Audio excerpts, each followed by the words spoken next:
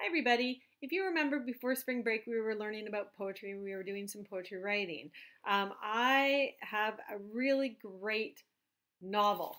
It's called Love That Dog. Do you see that? It's written by Sharon Creech. I'm going to read you this book. But what I'm also going to do is a little bit different is I'm going to also scan the book so you can read along with me as I go. Now, the reason why I want to do that is because Love That Dog is kind of different than other books that you've read. It looks a little bit differently. Can you see that? So it's a story about a boy named Jack. Oop, there he is. And he's writing to Miss Stretchberry, his teacher. And his teacher is making him write a journal. So you're going to hear me say the date, and then all of the words that I'm reading are what Jack is writing. Okay, so let's start reading. If you want to follow along in the link that I provided, please do. Jack, room 105, Miss Stretchberry, September 13th. I don't want to, because boys don't write poetry. Girls do. September 21st. I tried, can't do it, brain's empty. September 27th. I don't understand the poem about the red wheelbarrow and the white chickens and why so much depends upon them. If that is a poem about the red wheelbarrow and the white chickens, then any other words can be a poem. You've just got to make short lines. Very, very quickly, I'm going to read to you the poem about the dog in the wheelbarrow. This is a poem by a real poet named William Carlos Williams. The Red Wheelbarrow by William Carlos Williams. So much depends upon a red wheelbarrow glazed with rainwater beside the white chickens. So remember we talked about visualization? So think about that poem. What's happening in your head right now? October 4th. Do you promise not to read it out loud? Do you promise not to put it on the board? Okay, here it is. But I don't like it. So much depends upon a blue car splattered with mud speeding down the road. That's Jack's poem. October 10th.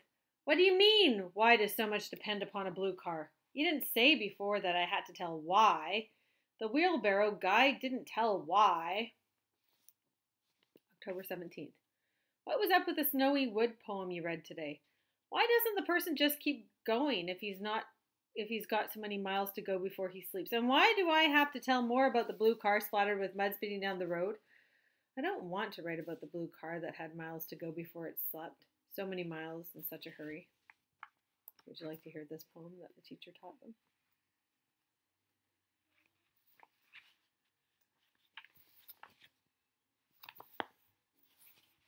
Oops, I just lost it. Stopping by woods on a snowy evening. This poem is written by Robert Frost. Whose woods these are, I think I know. His house is in the village, though.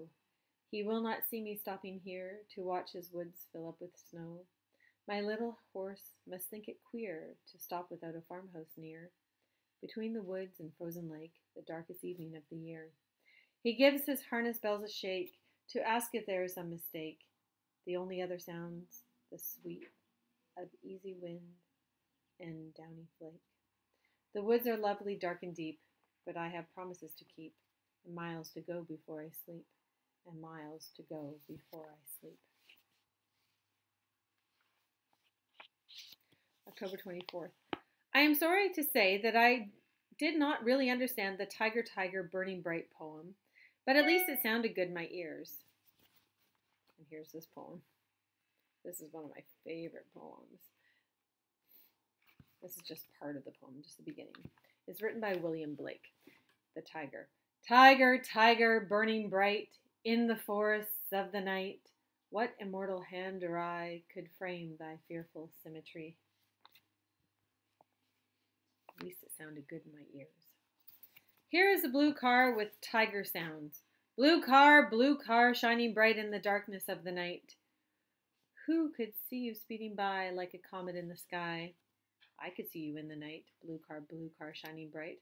I could see you speeding by like a comet in the sky.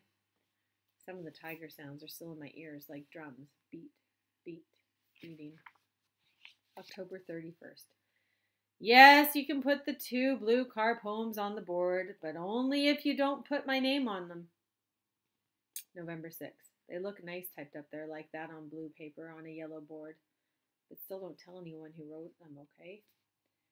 What does anonymous mean? Is that good? What does anonymous mean?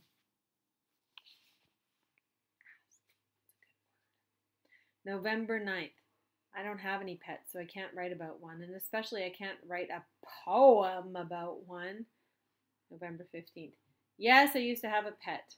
I don't want to write about it. You're going to ask me why not, right?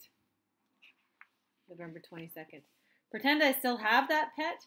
Can't I make up a pet, a different one, like a tiger or a hamster, a goldfish, turtle, snail, worm, flea? November 29th. I like those small poems we read today.